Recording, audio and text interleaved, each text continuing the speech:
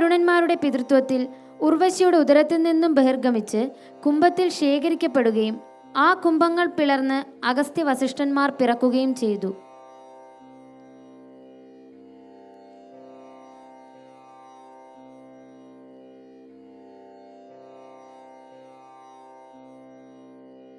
ഞാൻ അഗസ്ത്യൻ. വേദശാസ്ത്രത്തിലും ആയുധ അഭ്യാസത്തിലും ഞാൻ അദ്വൈതനായിരുന്നു. ഒരിക്കൽ ഞാൻ വനാന്തരത്തിൽ കൂടി യാത്ര ചെയ്യവേ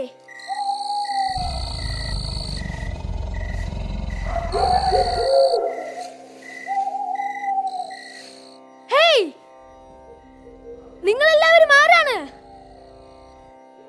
നിങ്ങളെല്ലാവരും എന്തിനാണ് തലകീഴായി തൂങ്ങിക്കിടക്കുന്നത്? ഞങ്ങൾ നിന്റെ പിതൃക്കളാണ്. എന്ത് പിതൃക്കളോ? അതെ, നിനക്ക് പുത്രന്മാർ ജനിച്ചാലേ ഞങ്ങൾക്ക് സ്വർഗപ്രാപ്തി ഉണ്ടാകൂ. അങ്ങനെ പിതൃമോക്ഷ സാധ്യത്തിനായി എന്റെ മംഗല്യം നടന്നു. ലോകത്തിലെ സമസ്ത സൗന്ദര്യമുള്ള ജീവജാലങ്ങളിൽ നിന്നും സ്വരൂപിച്ചൊരു പെൺ ശിശു, ലോപമുദ്ര, വിദർഭ മഹാരാജാവിന്റെ വളർത്തുമകളെ ഞാൻ വിവാഹം ചെയ്തു. അതിലുണ്ടായ പുത്രനാണ് ദൃഢസ്യ. ശേഷം തപസ്സിനായി വനാന്തരത്തിലേക്ക് യാത്രയായി.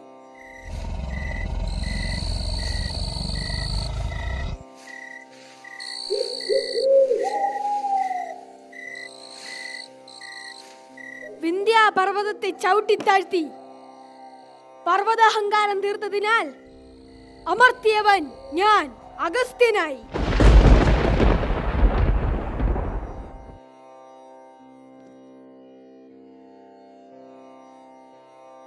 ഒരിക്കൽ കാമാധുരനായ നഹൂഷൻ സഞ്ചരിച്ചെന്ന പല്ലക്ക് ഞങ്ങൾക്ക് ചുമക്കേണ്ടി വന്നു.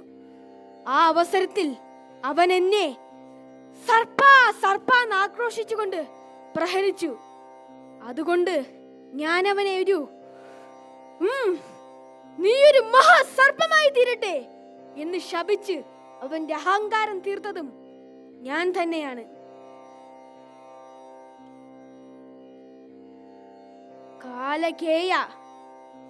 കാലകേയ അസുരന്മാരുടെ ശല്യം സഹിക്കവയ്യാതെ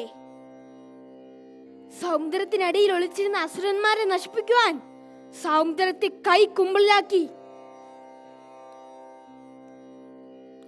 അത് കുടിച്ച് വറ്റിച്ച് കാലകേയന്മാരെ വധിച്ചതും എന്റെ ദൗത്യമാണ്.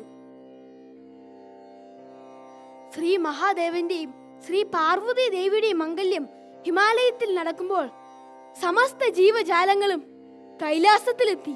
അങ്ങനെ ഹിമാലയ പ്രാന്തങ്ങൾ കീഴ്പോട്ട് താഴ്ന്നു. ഭൂമിയുടെ സന്തുലനം ശരിയാക്കുവാൻ ഞാൻ തെക്കേ അറ്റത്തേക്ക് പോയി.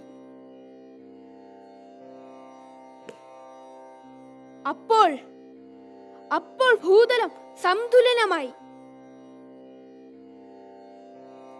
രാക്ഷസനായ ക്രൗഞ്ചനെ എന്റെ ജപപാത്രത്തിലെ ജലം കൊണ്ട്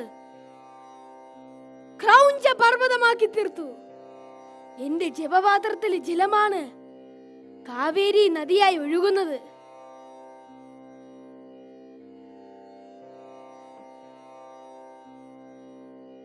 രാമരാവണ യുദ്ധത്തിൽ ശ്രീരാമചന്ദ്രന് ആത്മശക്തി ഉണർത്തുവാൻ ഞാനൊരു മന്ത്രം ഉപദേശിച്ചു. അതാണ് ആദിത്യ ഹൃദയ മന്ത്രം. ഈ മന്ത്രം കേട്ട ശ്രീരാമചന്ദ്രൻ വർദ്ധിച്ച ഊർജത്തോടെ യുദ്ധം ചെയ്യുകയും രാവണനെ വധിക്കുകയും ചെയ്തു.